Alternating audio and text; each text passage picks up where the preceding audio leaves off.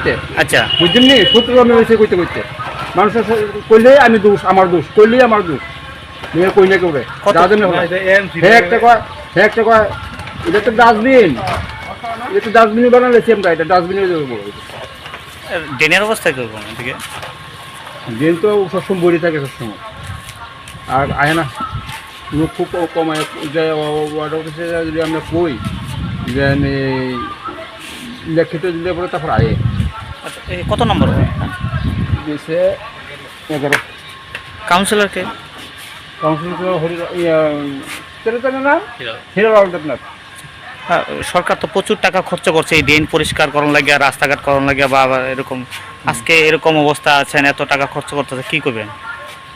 কী করবো আমরা তো কোনো কিছু হইতেছে না, উন্নতি হইতেছে না। তাহলে তো শুধু ভোট পাইলে ভোট হলেই আইসে আয় না।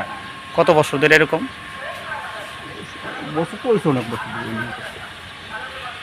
যে আয়ে তার এই অবস্থায়, হোক কংগ্রেস, হোক সিপিএম, হোক বিজেপি, সবই একই টাইপ।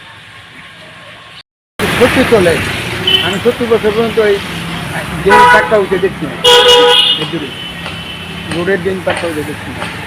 না তো কমসে কম হয়ে গেছে 10 বছরের মতো। আচ্ছা আর আমরা এই গলির রাস্তাটা ড্রেনটা আমরা নিজেরাই 3-4 পরিবার মিলে করছি খাবার ড্রেনটা। আচ্ছা আর এটাকে মানে এই ড্রেনটি মানে আমরা ছোটো থাকতে হয়েছে, ময়লাগুলি পরিষ্কার হয়ে যায়, এগুলো কিচ্ছু না। ওই ড্রেনে লেগে একটু অসুবিধা হইতেছে কি, যাদের ভিতরে সেটে বাড়ি তাদের প্রাইভেটে নিজেরা মিলে 3-4 পরিবার মিলে ড্রেন করতে লাগতেছে। বর্ষাকালে তো এদিকে তো জল দূষণ হইতে হবে, হাঁটার সময় হইতে হবে।